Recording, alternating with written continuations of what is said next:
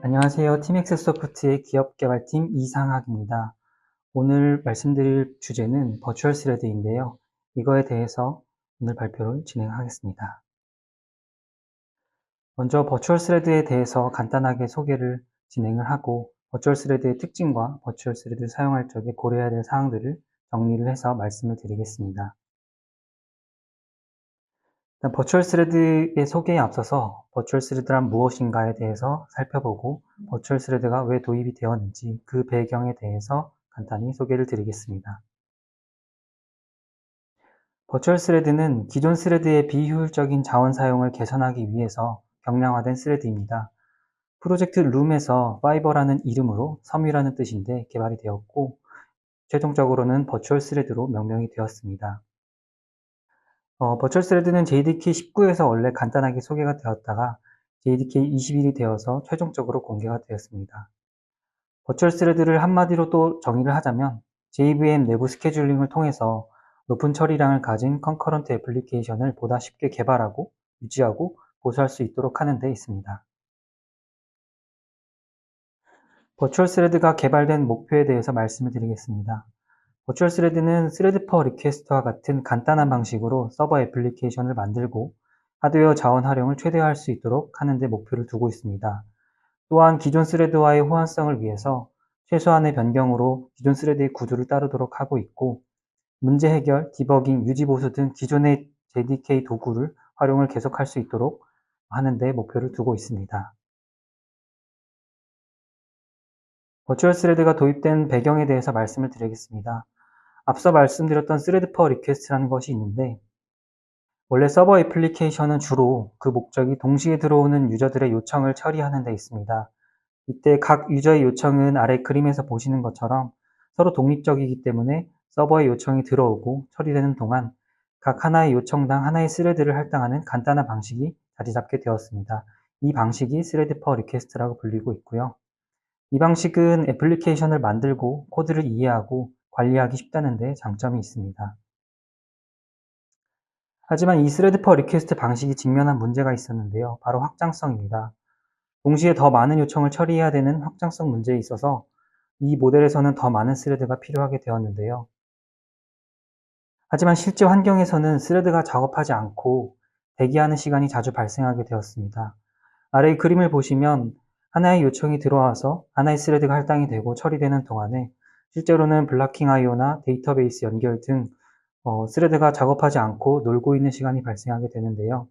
이로 인해서 낮은 CPU 자원 활용이 필연적으로 발생을 하게 되었습니다. 또한 스레드의 사용에 있어서 몇 가지 제약을 따르게 됩니다. 자바에서는 스레드의 생성과 수거에 드는 비용이 큰데 그 이유로는 자바의 스레드와 연결되어 있는 OS 스레드는 1대1로 랩핑되어 있는 관계가 있기 때문입니다. 그리고 여기에 OS 스레드 자원은 굉장히 한정적이기 때문에 이 스레드의 사용에 있어서 몇 가지 제약이 있습니다. 하지만 확장성을 위해서 만약에 스레드를 무작정 늘리게 된다면 어떻게 될까요? 우선 CPU나 네트워크 등의 다른 자원의 사용률은 낮을 것입니다. 왜냐하면 여러 요청이 들어오더라도 각 스레드는 항상 일하고 있는 것이 아니라 놀고 있기 때문인데요. 반면에 OS 스레드 자원은 한계에 금방 도달하여서 마찬가지로 처리량을 높일 수 없게 됩니다. 아래의 그림에서 보시는 것처럼 n번째 스레드를 더 할당하려고 시도를 해도 OS 스레드에서는 할당이 되지 않기 때문에 놀고 있는 CPU 자원 대비 스레드 자원은 한계에 금방 도달하는 문제에 달할 수가 있습니다. 그래서 개발자들이 고안한 몇 가지 방법이 있는데요. 높은 처리량을 얻기 위해서 첫 번째로는 스레드를 공유하는 방식을 이용을 하는 것입니다. 두 번째로는 좀 더 값싼 스레드를 도입을 해서 기존의 스레드 퍼 리퀘스트 방식을 유지하는 방법이 있습니다. 우선 첫 번째 방법에 대해서 말씀을 드리겠습니다. 첫 번째는 원래 하나의 요청에 대해서 하나의 스레드가 사용이 되는데 이 스레드를 공유하는 방식을 통해서 스레드가 이 일련의 라이프 타임 동안 끝까지 처리하지 않고 이 요청을 처리하던 스레드가 만약에 IO 작업을 해야 하기 위해서 대기해야 된다면 개발자가 코드상에서 직접 해당 스레드를 공유하는 스레드 풀에 반납을 하고 이 스레드가 놀지 않고 다른 요청을 처리할 수 있도록 해야 합니다. 이렇게 스레드를 섬세하게 공유하는 방식을 통해서 적은 수의 스레드로도 높은 처리량을 얻을 수가 있었습니다. 하지만 아래 길게 나열한 것처럼 여러 비싼 대가가 따르는데요. 시간상 다 설명을 드리지는 않고 몇 가지만 말씀을 드리면, 일단 어싱크ron스 프로그래밍과 같은 지식이 필요합니다. 또한 여러 I/O 작업을 개발자가 적절히 직접적으로 분리를 해야 되고, 여러 가지 복잡한 파이프라인을 구성해야 되는 문제가 있습니다. 자바에서는 이것을 자바 사상의 자바 플랫폼에 적합하지 않은 방식이라고 규정을 하고 있습니다. 그래서 첫 번째 방법에 대해서 조금 실패를 하고, 두 번째로 나온 방법이 값싼 스레드를 도입을 해서 기존의 스레드 퍼 리퀘스트 방식을 유지하는 것입니다. 여기서 값싼 스레드라는 것이 오늘 발표 주제로 말씀드리는 버추얼 스레드입니다. 다음으로는 버추얼 스레드의 구조와 그 동작에 대해서 말씀을 드리겠습니다. 버추얼 스레드의 구조에 있어서는 플랫폼 스레드, 버추얼 스레드, 캐리어 스레드 이렇게 세 가지가 있고, 동작에 대해서는 마운트와 언마운트 두 가지에 대해서 말씀을 드리겠습니다. 첫 번째는 플랫폼 스레드인데요. 플랫폼 스레드는 말 그대로 자바의 기존 스레드를 뜻합니다. 생성과 수거에 드는 비용이 크고 한정된 자원인 OS 스레드와 1대1로 랩핑 관계가 되어 있습니다. 두 번째로는 버추얼 스레드인데요. 이 플랫폼 스레드보다 1000배 이상 가벼운 스레드로 개발이 되었고, 특징으로는 OS 스레드에 직접적으로 묶여있지가 않고 필요한 경우에만 이 OS 스레드로 통하기 위해서 플랫폼 스레드를 운반 수단으로 사용을 하고 있습니다.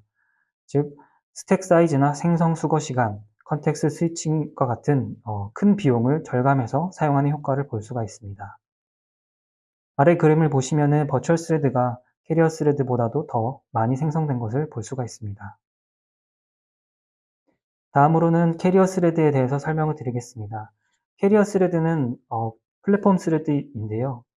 이것을 좀 더 구체적으로 말씀을 드리면 JVM 스케줄링 하에 있는 포크 조인 풀이 있는데, 이 포크 조인 풀에 존재하는 워커 스레드, 이것을 플랫폼 스레드가 할당되어서 역할을 하고 있고, 이것이 버추얼 스레드와 OS 스레드를 연결해주는 운반 수단, 즉 캐리어로 사용이 되고 있기 때문에 캐리어 스레드라고 이름이 명명되었습니다.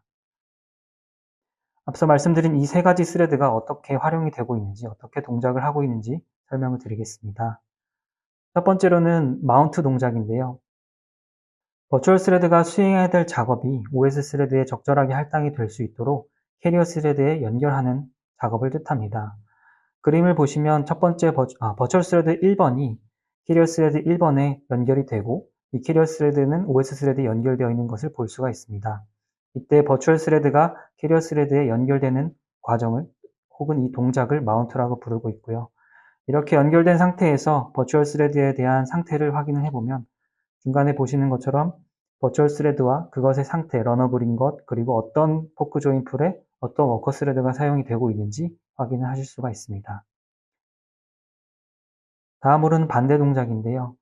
버추얼 스레드가 만약에 동작 중에 블락킹 IO를 만나면은 이 캐리어 스레드를 블락킹하고 있는 것이 아니라 스스로 캐리어 스레드에서 해제됩니다.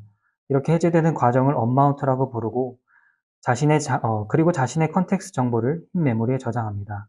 이렇게 저장하는 이유는 나중에 다시 캐리어 스레드에 버추얼 스레드가 마운트가 되면 언마운트 직전의 시점부터 작업을 이어서 수행을 할 수 있게 하기 위함입니다. 이렇게 기존의 플랫폼 스레드와 버추얼 스레드를 사용을 했을 때 이 스레드의 라이프 타임 동안 CPU 자원이 어떻게 활용되는지 비교하는 그림을 보시겠습니다. 위쪽에는 기존의 전통적인 플랫폼 스레드가 동작을 할 때이고, 아래쪽은 버추얼 스레드가 캐리어 스레드에 마운트되어서 자원을 활용하는 모습입니다.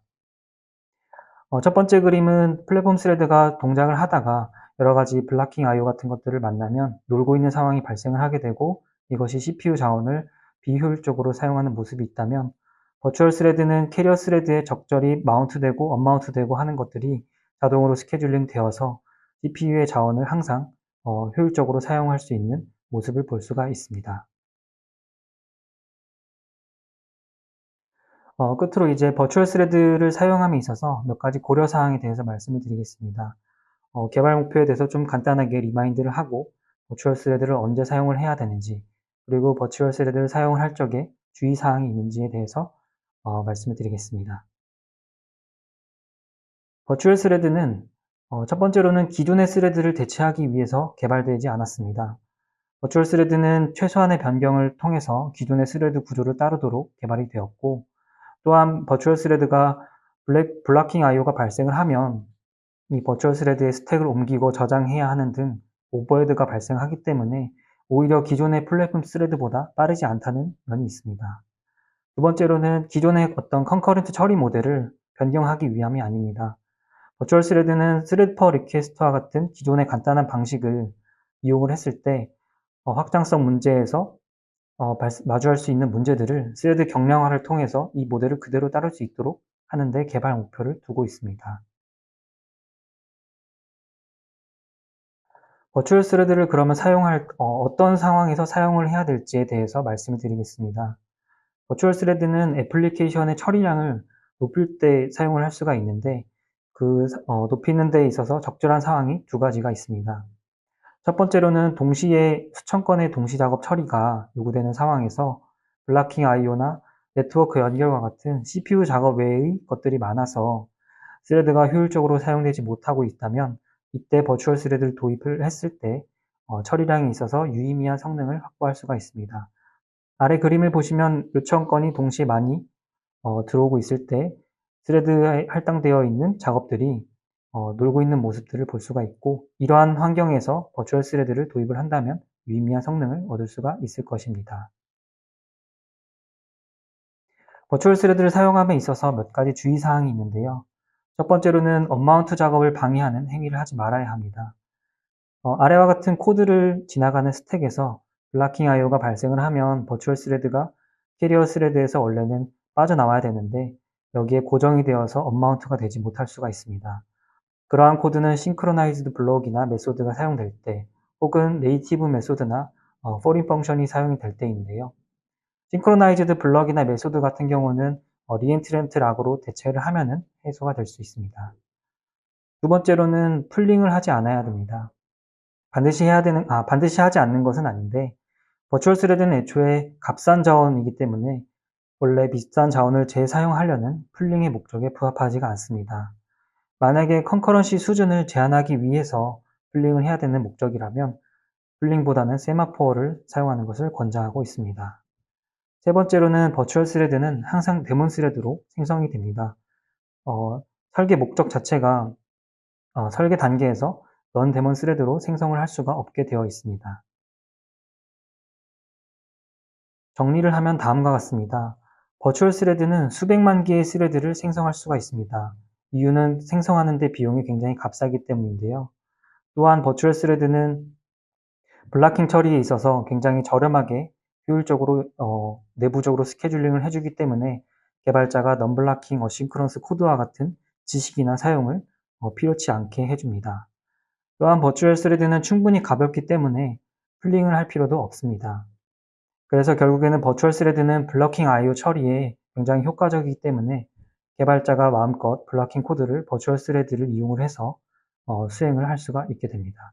단지 이때 버추얼 스레드가 네이티브 코드나 싱크로나이제이션 사용을 타는 순간들이 있을 때 좀 주의를 해야 되는 측면이 있습니다. 네, 참고 자료입니다. 이상 발표를 마치겠습니다. 감사합니다.